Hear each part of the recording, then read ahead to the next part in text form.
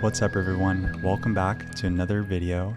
And in today's video, I wanted to talk about something that I've kind of been building up on all year, and that is what is in my 2025 camera bag. If you don't already follow a lot of my work, I do a lot of stuff in interior design, hospitality, hotel, travel, basically that whole realm of work. So I've really tailored my gear in particular to that whole world of interior design, hospitality, travel, stuff like that. There's been a lot of like tinkering and changing gear, selling commercial cameras, buying new ones, a lot of different stuff.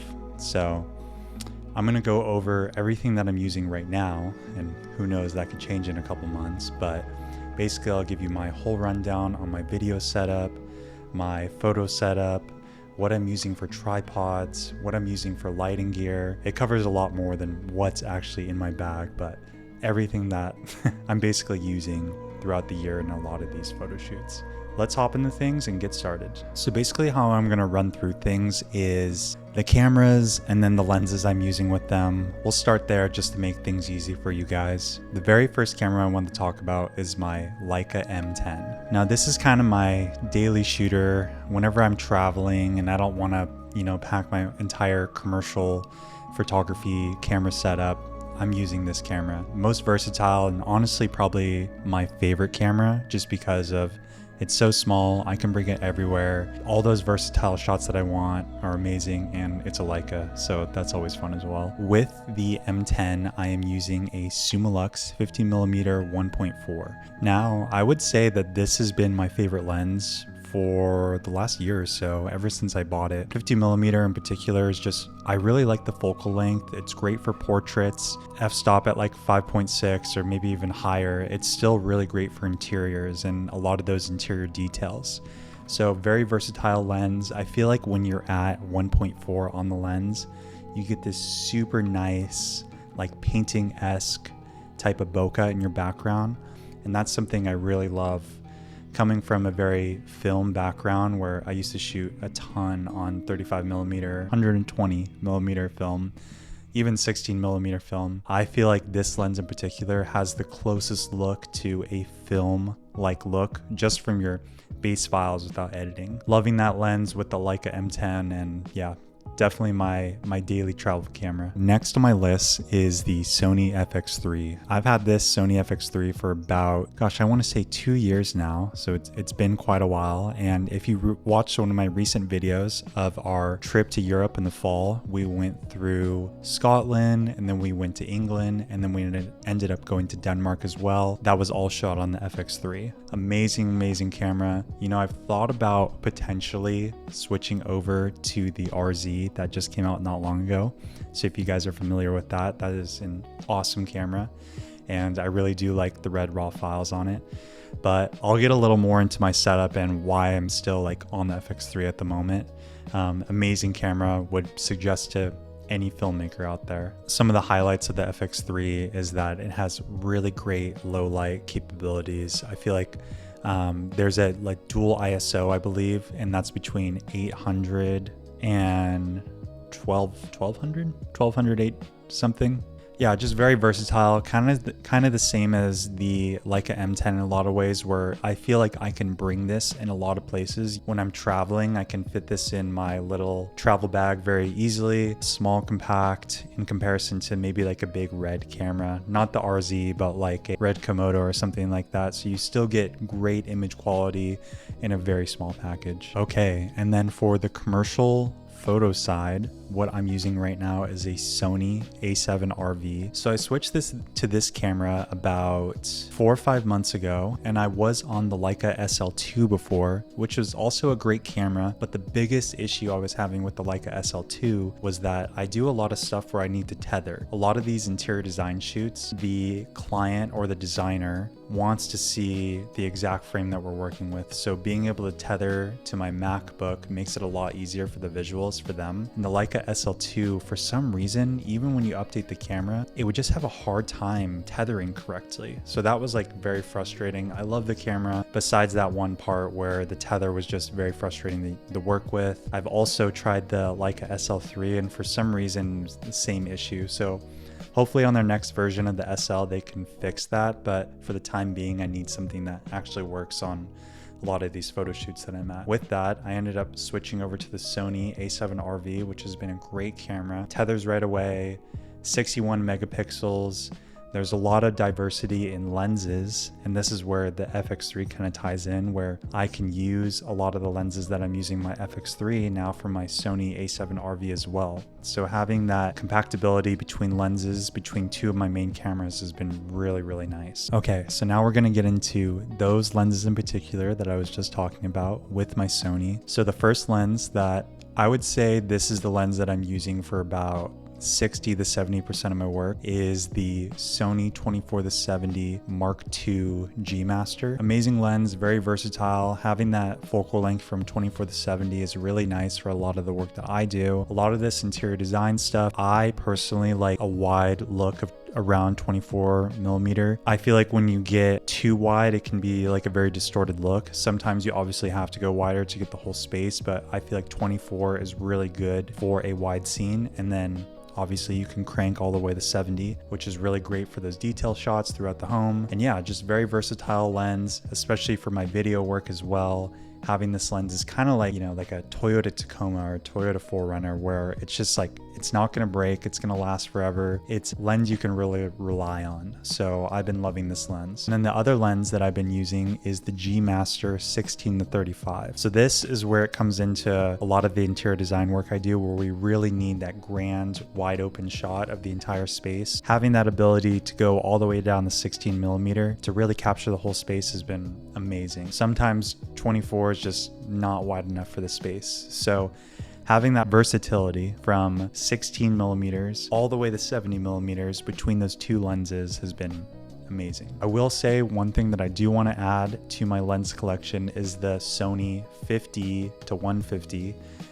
And I feel like if I could have that range as well, then a lot of my cinema work where I want more of those detail shots, having that 50-150 really helps with just making the overall video way more cinematic in general. And then we're gonna hop into my final camera, and that would be the DJI Mavic 4 Pro. So I picked up the Mavic 4 Pro a couple months ago, and you know, just like with the lenses I was talking about, I wanted that versatility in different angles. So a lot of the video work that I do is tailored towards resorts, hotels. We just did this really cool project for the Rosewood in Hawaii, and having those establishing shots of the property from above just gives a good generalization of like an intro shot that we're working with.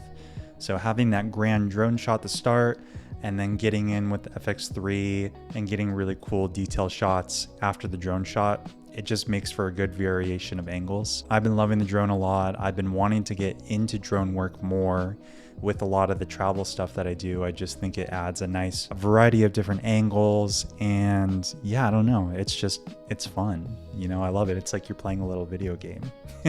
Yeah, I love that camera so far. One thing that's really nice about the Mavic 4 Pro is that all three of the lenses on the camera now are D-Log, where in past drones, only the widest lens was D-Log.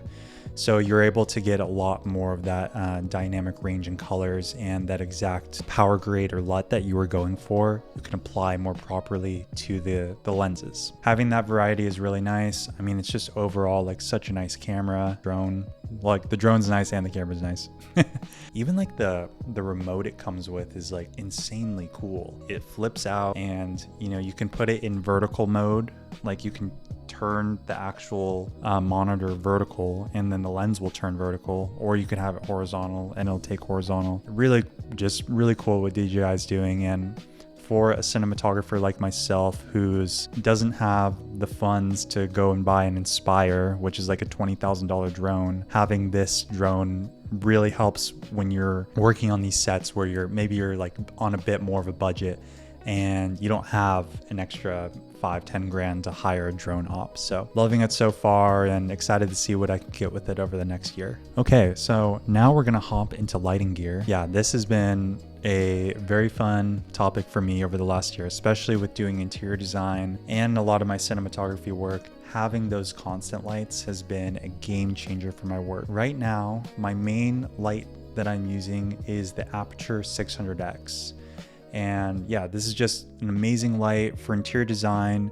It really helps to have a key light outside that can really mimic that natural light coming in through a window. I opted on the X version instead of the D to have that variations in Kelvin. So you can adjust your temperature based on your setting. Let's say your camera, you're shooting at 5600 or whatever. You could adjust your light as well at 5600. So you have that constant look through each space. I would love to get the 1200X eventually. Obviously, it might be a little bit of an overkill, but with a lot of the work that I do, having more control over your lighting scenario just makes for better photos, in my opinion.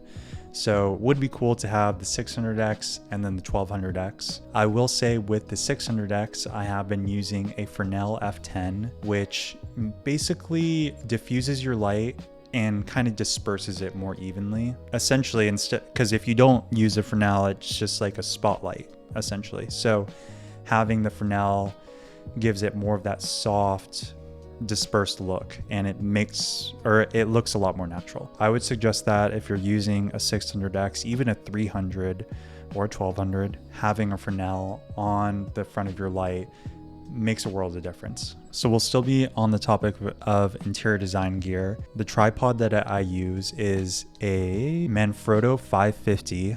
So just one of their kind of base tripods, but the real game changer is the head that I have. It's one of the Manfrotto 3-way heads, and essentially you can change everything by degree. So your vertical, your horizontal, and then you can like rotate as well. So for interior design, one thing that's really important is straight lines, or just any type of interior work. You know, you want very, very straight lines. So having this and being able to make those really small micro adjustments really helps with the client. And especially when the client is with you on set, a lot of the time they'll be like, oh, can you just adjust the frame like by a hair? Or can you move it just this way or that way? And if you're using a tripod where you can't do those micro adjustments, it honestly makes for not the most ideal shots. It was kind of pricey, but for what I do in particular, it's been very helpful. To go back to the lenses that I'm using, and sometimes I will use this for a lot of my interior design work, I'm definitely using it on my video work, is ND filters. If you guys don't use them already, definitely use them. It's essentially like sunglasses for your lens. I use the Nisi Pro ND filters, and I think they have 5 stops, and yeah, I mean, I love these so far. I've read that the Nisi filters are the most true to color. So there are other filters like those Peter McKinnon ones, the KNF ones. I've just personally found that the Nisi ones are the best for my workflow. A lot of my buddies in the industry have suggested them. I'm loving them so far. I mainly use them on my Sony lenses. So the 24 to 70 and the 16 to 35. What's also nice about those lenses is that they're the same thread size. So I only have to buy one of them and I can just switch back and forth. But yeah, I mainly use that for a lot of my video work. Sometimes I'll use it for my photo work. If windows are just really blown out or something where there's just crazy highlights, I'll use it. But love those ND filters. Last on our list is the bag that I'm using. That is the Wandered Pro. Got this bag about a year ago. Kind of works for everything. You can fit a FX3, a Sony A7RV, my Leica M10, and all 3 of those lenses in that bag. Plus I can even fit my drone in the top pouch of it. So literally I can fit all my main camera gear like in the bag, and I can put my MacBook Pro in it as well. So for a lot of these things where I have to travel, it's just like the perfect overall bag. Yeah, like I said, you can fit so much stuff, all my ND filters, and yeah, it fits right on top of my suitcase when I'm going through the airport. So perfect bag. it's very aesthetic, which I appreciate. I think eventually I do need to get Pelican, you know, for safety reasons, and yeah, just expensive gear, might as well have a Pelican. But for everyday photography and videography, I love this bag. I wanted to talk about some things that I want to get for next year. With the whole world of commercial cameras, I always go back and forth on what I like at the time. I used to have the GFX on the Fujifilm line, and then I had the Leica SL2, now I have the Sony. I am considering going to maybe a Hasselblad system or back to the Fujifilm GFX next year for no more reason than I just like the look you get out of the sensors. And with a lot of my interior design work, I want a very standout look. I don't know what that camera is. Maybe I'll stick with the Sony. I am convinced kind of to try the new GFX 100 Mark II. I don't know, we'll see. Maybe you guys can give me some opinions in the comments. Yeah, with the Sony FX3, I am considering getting the new red system, potentially getting a red Komodo or something. So I have the small red and then a cinema red for a lot of my cinema stuff. So I don't know, it's a lot, and I always want something new. I'm just a nerd about everything in the photography, videography world, so I want to try it all. But yeah, that's what's in my bag this year, and thanks for watching. I would love to hear in the comments about your thoughts on any of this gear and what you guys are rocking. Thanks so much, guys, and see you in the next one.